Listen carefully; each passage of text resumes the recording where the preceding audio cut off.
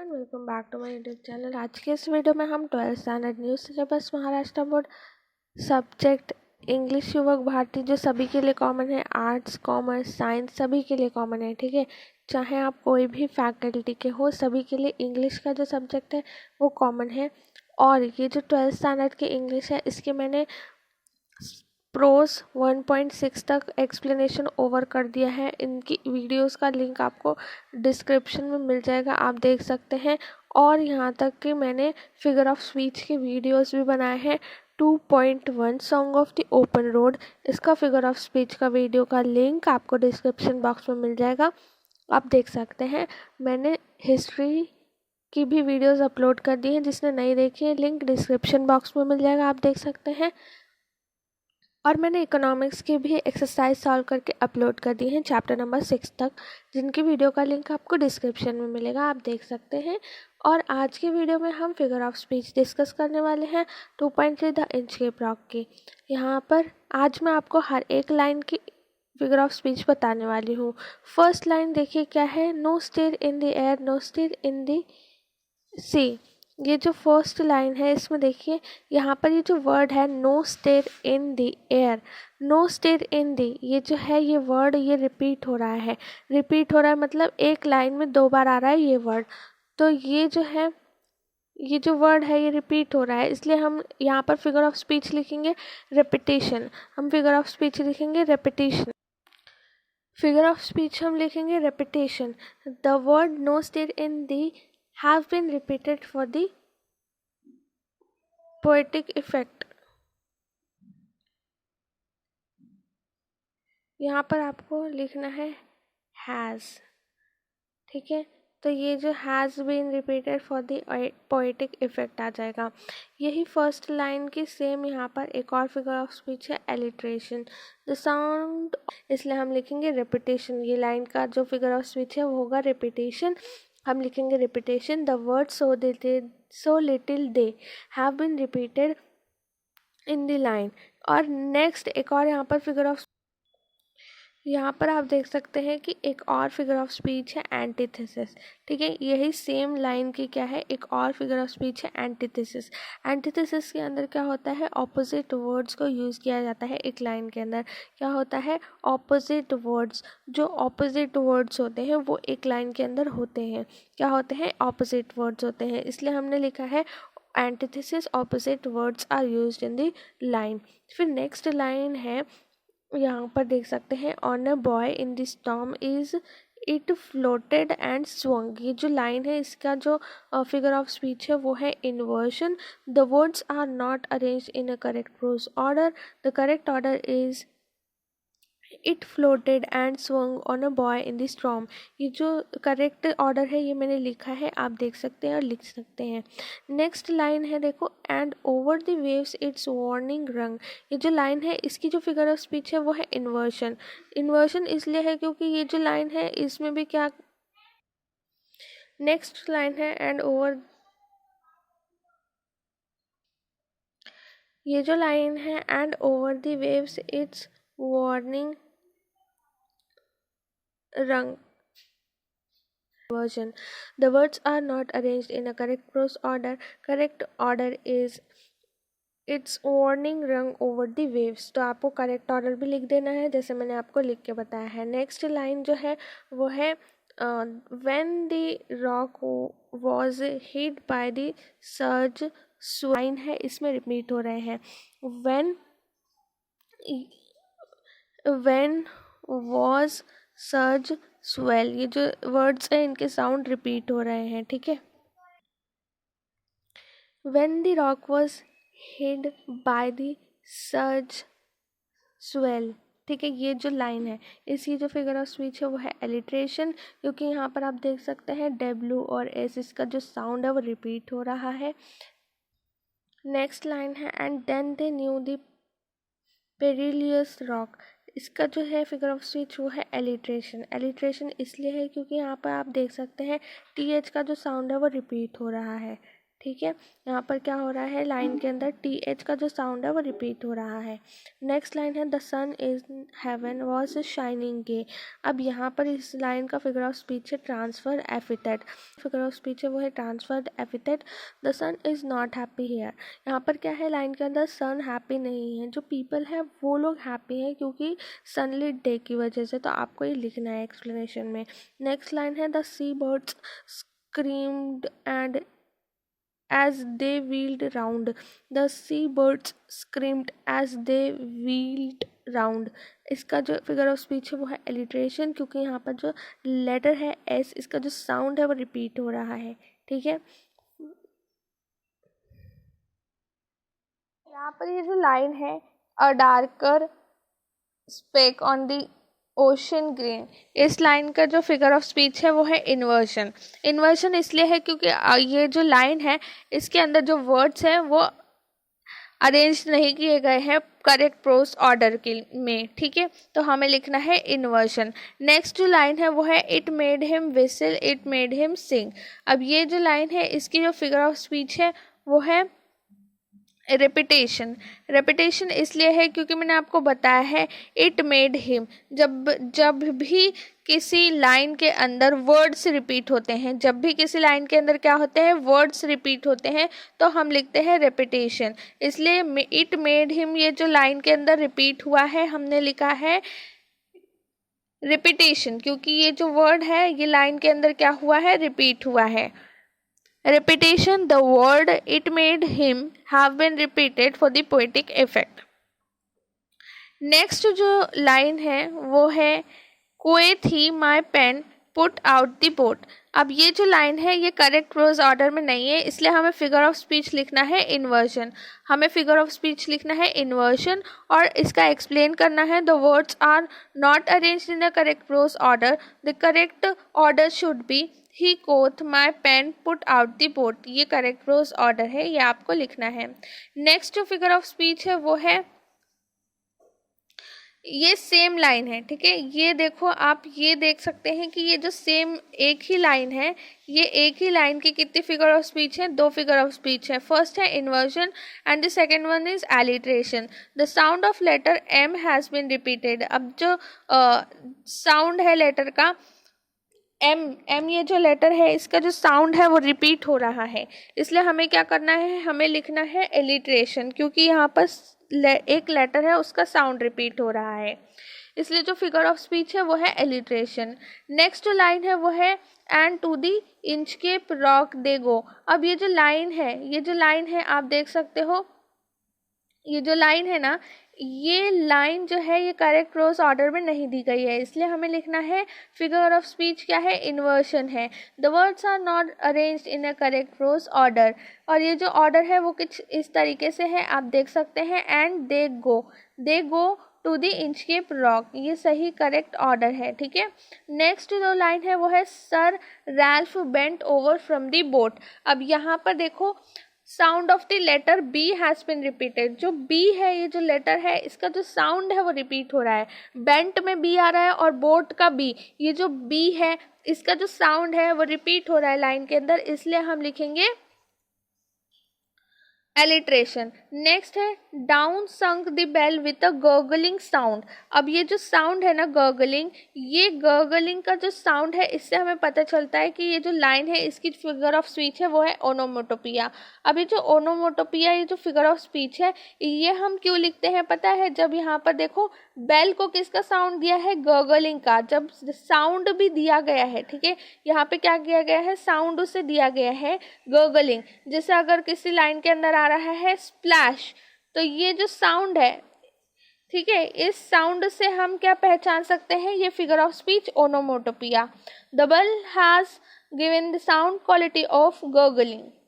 Bell को क्या किया गया है, साउंड क्वालिटी दी गई है गर्गलिंग की।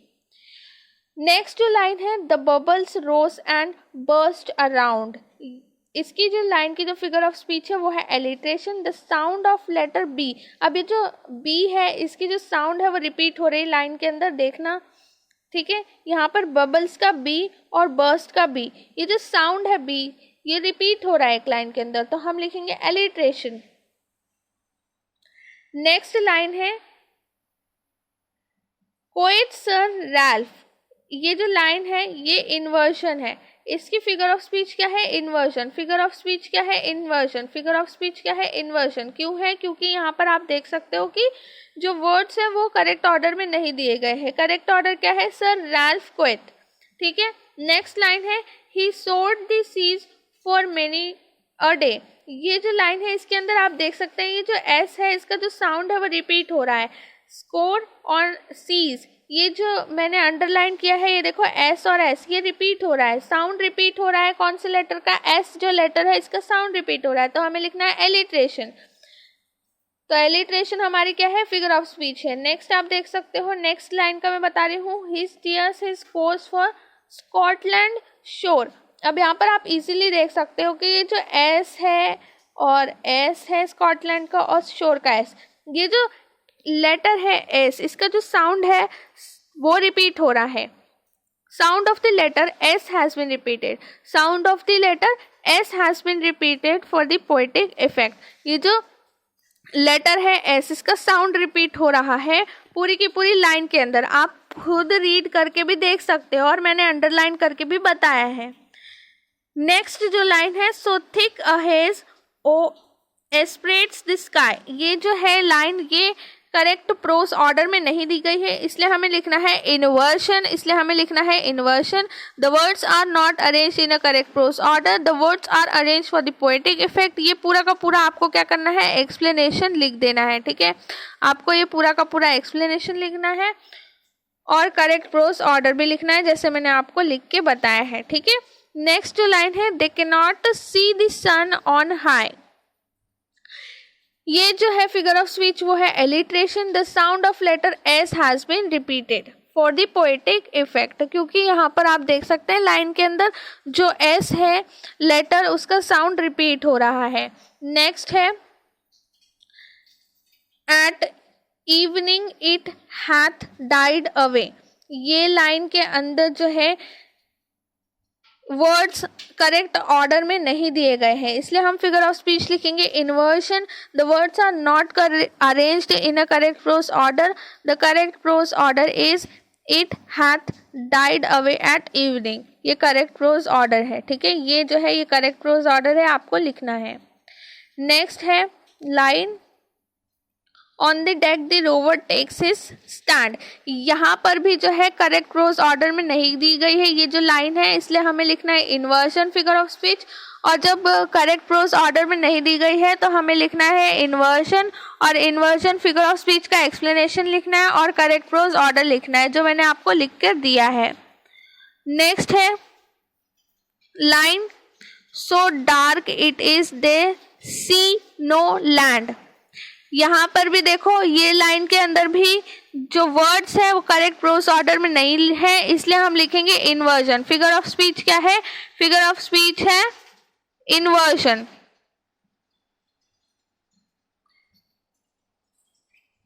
नेक्स्ट लाइन आप देखो quoth sir Ralph it will be lighter soon, अब ये जो लाइन है इसकी भी जो फिगर ऑफ स्पीच है वो है इन्वर्जन, क्योंकि इस लाइन के अंदर भी जो है वर्ड्स करेक्ट ऑर्डर में नहीं दिए गए हैं। जो करेक्ट प्रोस ऑर्डर है वो मैंने लिखा है, आप देख सकते हैं sir Ralph quoth it will soon be lighter, ठीक है। तो सबको यहाँ पर स्क्रीनशॉट ले लेना है और लिख लेना है अपनी नोटबुक के अंदर और इसको रिवाइज करना है तो आपको अच्छे से याद हो जाएगा। For there is the dawn of the rising moon, ठीक है। तो ये जो लाइन है for there is the dawn of the rising moon, इसकी जो फिगर ऑफ स्पीच है वो है मेटाफर। मेटाफर में आपको मैंने क्या बताया है, जब टू थिंग्स इनडायरेक्टली कंपेयर्ड होते हैं, टू थिंग्स क्या होते हैं, इनडायरेक्टली कंपेयर होते हैं, इनडायरेक्टली कंपेयर होते हैं, ये सबको याद रखना है। इनडायरेक्टली कंपैरिजन जब होगा तो हम लिखेंगे metaphor. Two words are indirectly compared. The rising of the moon has been indirectly compared with the sunrise. ये एक्सप्लेनेशन मैंने आपको लिख के दिया है, एक्सप्लेनेशन आपको लिखना है। नेक्स्ट है line Canst hear said one the breakers roar, inversion है ये फिगर ऑफ स्पीच, हम क्या लिखेंगे, इन्वर्शन। हम क्या लिखेंगे, इन्वर्शन फिगर ऑफ स्पीच लिखेंगे और लिखेंगे the words are not arranged here for the poetic effect. Rearrange, the words are rearrange, यहाँ पर रीअरेंज क्यों किए गए हैं, क्योंकि पोएटिक इफेक्ट के लिए रीअरेंज किए गए हैं। और यहाँ पर मैंने आपको करेक्ट ऑर्डर भी लिख कर दिया है जो आप लिख सकते हैं। नेक्स्ट है for we should be near the shore, for me thinks we should be near the shore। इसकी जो फिगर ऑफ स्पीच है वो है alliteration. The sound of the letter S H has been repeated. यहाँ पर आप देख सकते हो कि ये जो लाइन है, ये जो लाइन है ना, इसमें देखो यहाँ पर एस एच और ये एस एच जो रिपीट हो रहा है, साउंड इसका रिपीट हो रहा है पूरी की पूरी लाइन के अंदर, तो हम लिखेंगे एलिट्रेशन। हम क्या लिखेंगे, एलिट्रेशन। फिगर ऑफ स्पीच है एलिट्रेशन और उसको एक्सप्लेन कर देंगे सिंपली। नेक्स्ट लाइन है now where we are I can not tell. इसकी जो फिगर ऑफ स्पीच है वो भी एलिट्रेशन है, क्योंकि ये जो डब्ल्यू है इसका जो साउंड है वो रिपीट हो रहा है इस लाइन के अंदर। आप देखो मैं अंडरलाइन करूंगी, वेयर का डब्ल्यू, वी का डब्ल्यू, ये जो है रिपीट हो रहा है लाइन के अंदर, इसलिए हम लिखेंगे एलिट्रेशन। सेम लाइन की एक और फिगर ऑफ स्पीच है वो है inversion. The order of the sentence is not correct. ये जो सेंटेंस का ऑर्डर है ये भी करेक्ट नहीं है, ठीक है। नेक्स्ट जो लाइन है वो है but I wish I could hear the Inchcape bell. अब ये जो लाइन है, ये लाइन, ठीक है, ये लाइन अच्छे से देखना, इसकी जो फिगर ऑफ स्पीच है वो है एलिट्रेशन। इसकी फिगर ऑफ स्पीच एलिट्रेशन इसलिए है क्योंकि जो डब्ल्यू का जो साउंड है वो रिपीट हो रहा है ये लाइन के अंदर, ठीक है। विश का डब्ल्यू,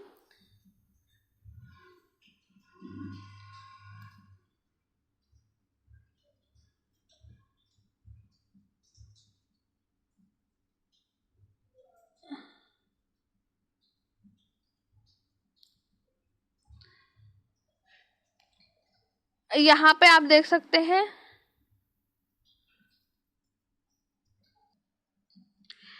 ये जो लाइन है ना, ये लाइन कैसी है, बट आई विश वी, ठीक है, we could hear the Inchcape bell. अब ये जो विश है और वी है, ये जो साउंड है विश और वी, डब्ल्यू का जो लेटर का जो साउंड है वो रिपीट हो रहा है। यहाँ पर आई की जगह क्या आएगा, डब्ल्यू आएगा, ठीक है, वी आएगा, वी, ये वी आएगा और वी आएगा, तो यहाँ पर जो डब्ल्यू का जो साउंड है वो रिपीट हो रहा है, ये याद रखना सब लोग। नेक्स्ट है they hear no sound the swell is strong. यहाँ पर भी जो एस का जो साउंड है वो रिपीट हो रहा है, इसलिए हम लिखेंगे एलिट्रेशन। फिगर ऑफ स्पीच क्या है, alliteration. The sound of letter S has been repeated for the poetic effect. Next line है though the wind hath fallen they drift along. यहाँ पर टी एच, ये जो टी एच है इसका क्या हो रहा है, साउंड रिपीट हो रहा है। देखो दो में टी एच आता है और उसके बाद में दे में टी एच आता है, तो ये जो sound of the letter T H है रिपीट हो रहा है, इसलिए हम लिखेंगे एलिट्रेशन। फिगर ऑफ स्पीच क्या है, एलिट्रेशन है। फिगर ऑफ स्पीच क्या है, एलिट्रेशन है। नेक्स्ट जो लाइन है उसकी फिगर ऑफ स्पीच है, देखो यहाँ पर देखेंगे, ये जो लाइन है till the vessels strikes with a shivering shock. ये जो लाइन है इसका फिगर ऑफ स्पीच है वो है एलिट्रेशन, क्योंकि यहाँ पर जो एस एच जो साउंड है लेटर का, एस एच का जो साउंड है वो रिपीट हो रहा है फॉर द पोएटिक इफेक्ट, इसलिए हम लिखेंगे एलिट्रेशन। फिगर ऑफ स्पीच क्या है, एलिट्रेशन। नेक्स्ट जो लाइन है वो है ओ क्राइस्ट। इसमें जो है अपोस्ट्रोफी, ये देखें मार्क यूज किया है, इसे हम अपोस्ट्रोफी बोलते हैं। अ डायरेक्ट कंपैरिजन हैज मेड, एक डायरेक्ट कंपैरिजन यहाँ पर दिखाया गया है, इसलिए हमने लिखा है अपोस्ट्रोफी। अपोस्ट्रोफी। और इसका एक और हो सकता है एक्सक्लेमेशन, ठीक है, एक्सक्लेमेशन। एक और फिगर ऑफ स्पीच हो सकती है explanation, exclamation. The strong emotion of surprise is expressed in the line, क्योंकि यहाँ पर जो है एक बहुत ज़्यादा स्ट्रॉन्ग इमोशन जो है वो यहाँ पर यूज़ किया गया है, तो इसलिए एक्सप्रेस किया गया है, इसलिए एक्सक्लेमेशन भी हो सकता है। नेक्स्ट जो है वो है he cursed himself in his despair. ये जो लाइन है इसकी जो फिगर ऑफ स्पीच है वो है एलिट्रेशन, क्योंकि यहाँ पर जो एच है इसका जो साउंड है वो रिपीट हो रहा है। नेक्स्ट लाइन है one dreadful sound could be rover here. One dreadful sound could the rover here, ये जो लाइन है ये करेक्ट प्रोज ऑर्डर में नहीं दी गई है, इसलिए हमें फिगर ऑफ स्पीच लिखना है इन्वर्जन। हमें फिगर ऑफ स्पीच क्या लिखना है, इन्वर्जन लिखना है। ठीक है, हमें फिगर ऑफ स्पीच क्या लिखना है, इन्वर्जन लिखना है। The words are not arranged in a correct prose order. Correct order should be the Rover, ये रोवर है, ठीक है, रिवर नहीं है, रोवर है। रोवर कुड हियर, रोवर है, ठीक है, rover could hear one dreadful sound, ये सब लोग करेक्ट कर लेना, रोवर है। नेक्स्ट लाइन है a sound as if with the Inchcape bell the devil below was ringing his knell. ये जो लाइन है इसकी जो फिगर ऑफ स्पीच है वो है मेटाफर, क्योंकि यहाँ पर दो वर्ड्स को इनडायरेक्टली कंपेयर किया गया है, टू वर्ड्स को क्या किया गया है, इनडायरेक्टली कंपेयर किया गया है। जब दो वर्ड इनडायरेक्टली कंपेयर किए जाते हैं तो मेटाफर जो है फिगर ऑफ स्पीच होती है। जब दो वर्ड्स क्या हो रहे हैं, इनडायरेक्टली कंपेयर हो रहे हैं। इंच के बेल को इनडायरेक्टली कंपेयर किया गया है डेथ नेल से, ठीक है, इंच के बेल को किससे कंपेयर किया गया है, डेथ नेल से कंपेयर किया गया है, इसलिए जो फिगर ऑफ स्पीच है वो है मेटाफर। इसलिए जो फिगर ऑफ स्पीच है वो है मेटाफर, ये सबको ध्यान में रखना है। अब हमारी 2.3 ये जो पोएम है इसकी फिगर ऑफ स्पीच यहाँ पर खत्म हो जाती है। मिलते हैं हम नेक्स्ट वीडियो के अंदर, जहाँ पे मैं आपको 2.4 ये जो पोएम है इसकी फिगर ऑफ स्पीच बताने वाली हूँ। तो मिलते हैं नेक्स्ट वीडियो के अंदर। Thank you so much for watching.